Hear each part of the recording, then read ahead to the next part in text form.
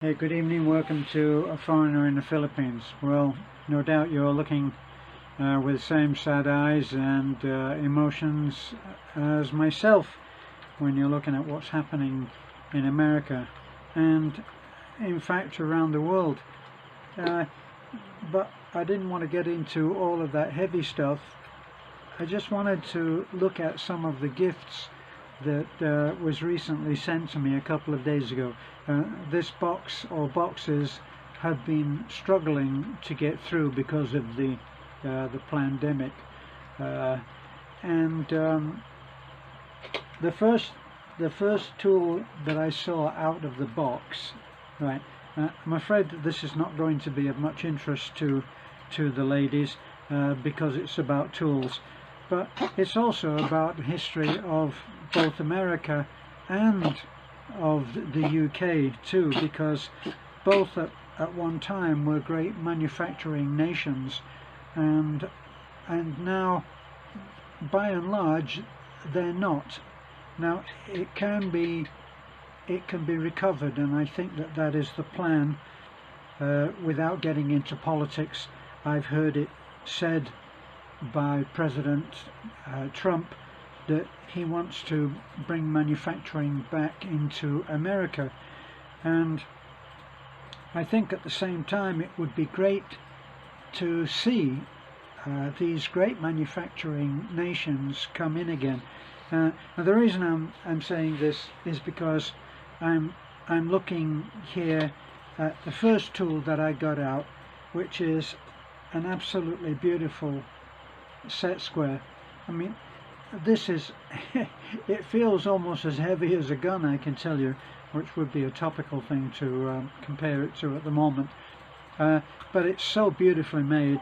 And I'm looking, it's made by a company called Empire, and if I look a little bit closer, it says limited lifetime warranty. So a lifetime warranty. That's a big claim for any company at the moment, that they even think that they'll still be in business at the end of next year. But what does it say? Gives all of the details, and then it shows you what I guess a lot of people will be looking for now, and that is the American flag, and it proclaims made in USA. So at one time, America made such incredible products. I mean, they were just marvelous. I had a carpenter friend of mine who, on occasion, had been able to come to America long before I was ever able to, and he said, I went to America, but I spent all my spending money on tools. He said, because the tools were just so beautifully made. I can't show you, because I've taken it into the workplace, I can't show you the nail gun, which was an absolutely beautifully made piece of equipment, and which I look forward to using. But I'm looking here. This is one of the famous names in America, Dewalt, and let me see if I can find that this. Now this is obviously made to a high specification, but it was made in China, which is a disappointment after being able to say that this beautiful heavy piece of equipment, which will be used to death, I can tell you, was made in the US. So now what's happening with a lot of the tools that are being made abroad, even in China, they still have a lifetime warranty. This one has a lifetime warranty. It's a saw. It's a saw, and it's an interchangeable saw, because it will go from being a hacksaw to being a wood saw, and will be an extremely useful piece of equipment, because it's a very easy change, nothing complicated, right, which can be done not just with the fingers, which aren't always strong enough, but with a screwdriver. So that's a beautiful piece of equipment. Now let's have a look at the other Dewalt tool. And I had a Dewalt, I had a very expensive Dewalt a compound sliding chop saw, in which you guys who are on the tools will know is an expensive piece of equipment. And it's a compound, so it cut down and towards you, and at angles either way. So it was such a beautiful instrument, I like to call it. I think it probably was made in America. Now this one says, what does it say? I thought I found it. Now this is a beautifully made tool. It's for pulling nails. So this side, right, and it's made of what seems to me to be high quality steel, and it's extremely well designed and actually looks terrific as well, which is often the hallmark of a really good quality tool. Now this was made in Mexico, so getting a little closer to home.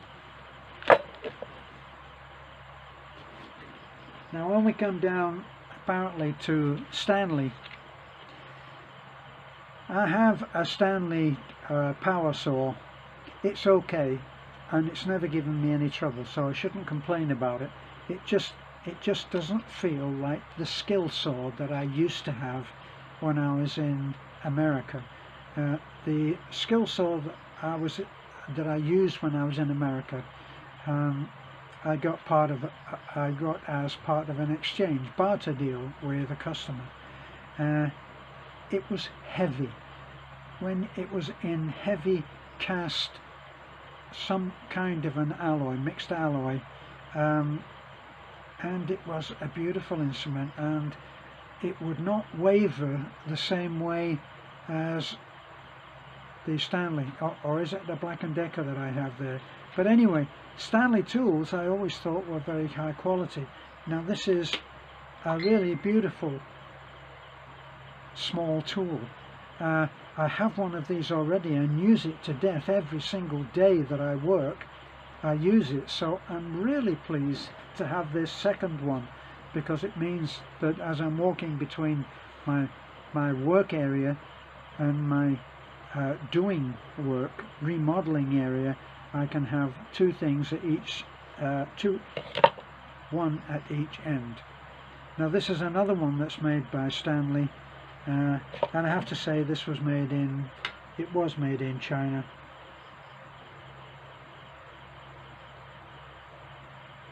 Yeah, made in China.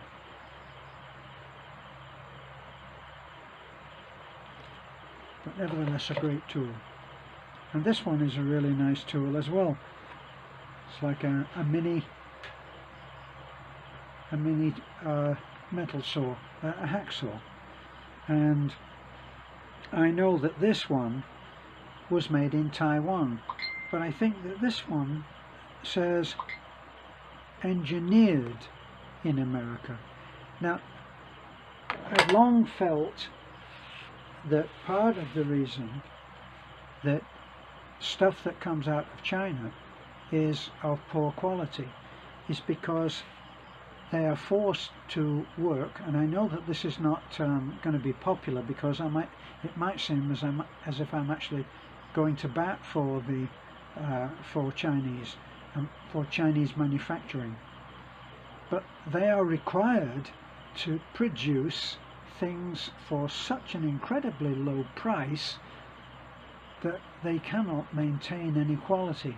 Now I've spent quite a bit of time in China, and the one main conclusion, the main observation that I had while I was there was that if China ever manages to stand up and declare that the quality is going to be paramount and will have to be paid for, if they do that, then it will be a tough competition, because the artwork that you see over there is so incredible. The quality is so incredible, and they do all kinds of different art which you see on display in many stores, and it's beyond compare. I mean, it is actually beautiful. And I noticed that I concluded that that if they ever got the same standard of production, same standard of manufacturing in their manufactured goods, in other words in their practical goods, as they have in their artwork, then boy, that is going to be it's going to be a very tough fight. Now back to America. Back to America and England. England, with the start of the Industrial Revolution, when they were making these incredible locomotives, steam locomotives. I think it may be that it's only with the production of these super trains, I think perhaps in Japan, which are going at very high speeds. I think they've only just managed relatively recently to break the record that was set by a steam locomotive in England. I think it may, you can correct me on this one, I won't be offended. I think it was the Flying Scot. Now when I joined the army at the age of 15, I joined and I went to Scotland to join the unit that I had enlisted with, and I went on a train that was pulled by a great steam locomotive, and I'll never forget how when it went around these long curves, I could look out the window of the carriage that I was in, and I could see this mighty locomotive at the front pulling, and a lot of those locomotives are still working in different parts of the world. So for them to go back to manufacturing would be a wonderful thing, and it would be a wonderful thing if Trump was as good as his word and managed to bring back manufacturing to a point where it could be done for people to make a living in America. Because what's happened is that with cheaper labor force, the manufacturing companies like Stanley, and in some cases apparently Dewalt, and they've sent the design has stayed in America, but the actual production has gone to another country. One of those was made in Taiwan, a couple of them were made in China, and as I said, one of them, I think this one which I really liked the design, beautiful design, and heavy, so you know that this is not just going to break, and that was made in Mexico. All beautiful, but all of them are high quality, which obviously was an expensive trip for my friend who so very kindly sent these to me. Brian, your name is hallowed be thy name.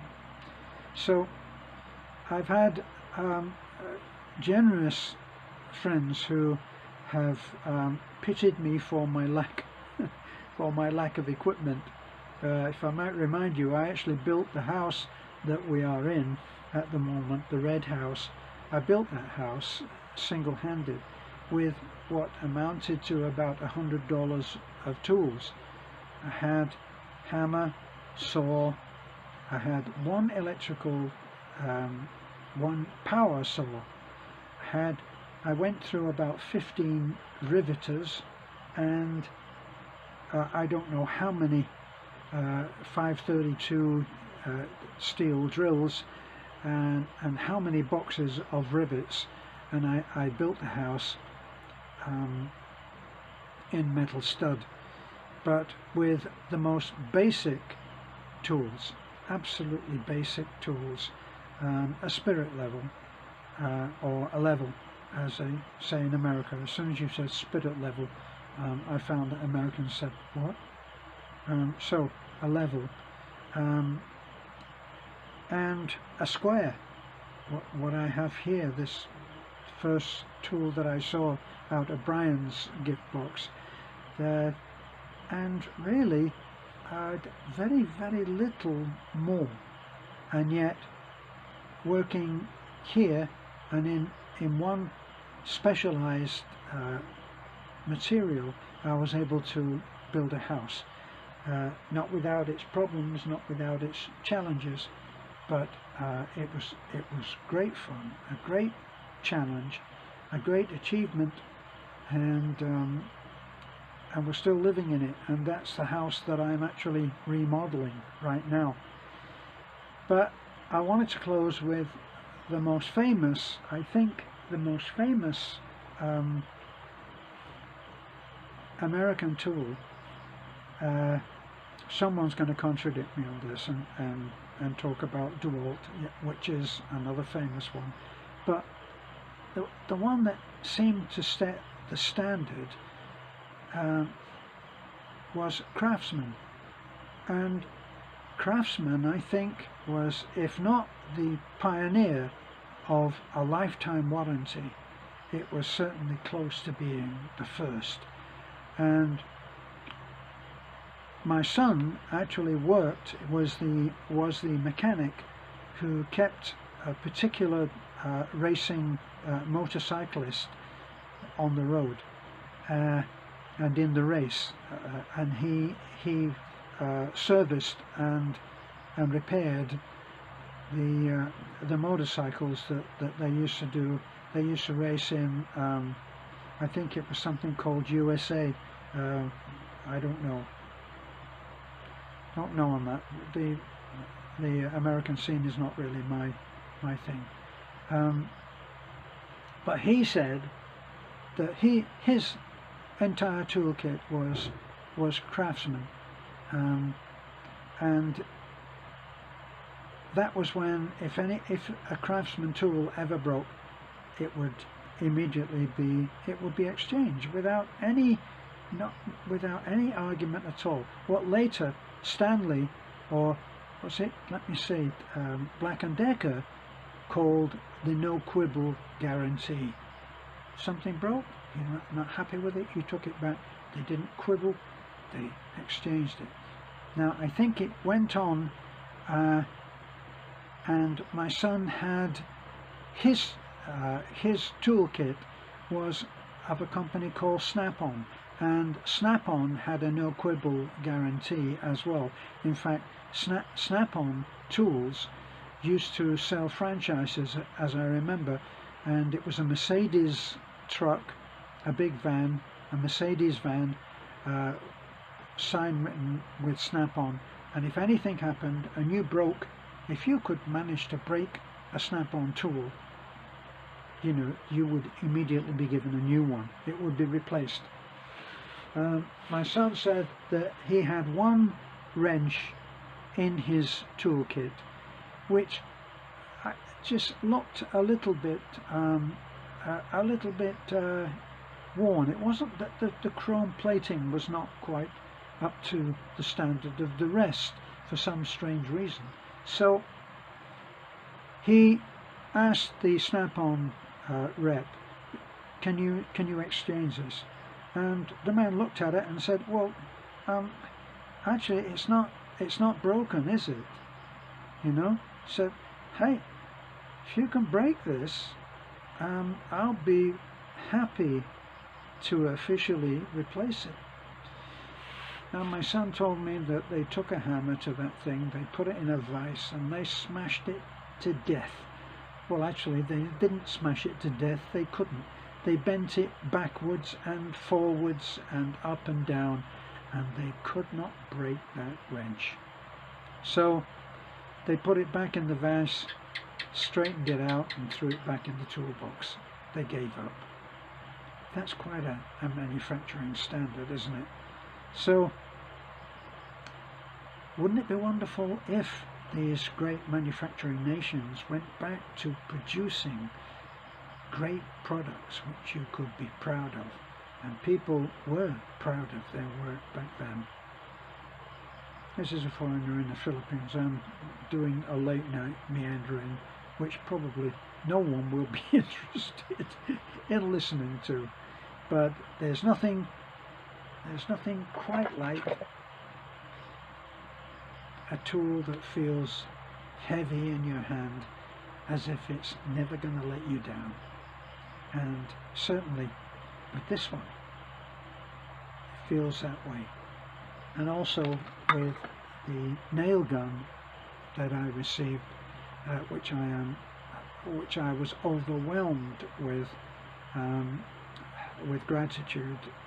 Just an amazing tool, so incredibly designed and beautiful.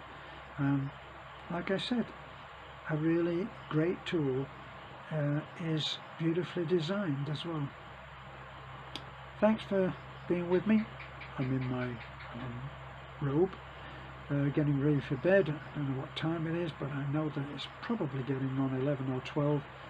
Beth is flaked out on the bed. You know that we're camped out in our guest house, and we are camped out. We've got the two little dogs in with us in their cage so that they don't go crazy during the night, and we've got a bunk bed, and we're actually quite comfortable, but we're really looking forward to getting the house remodeled and moved back in, and even have, dare I say it, a kitchen.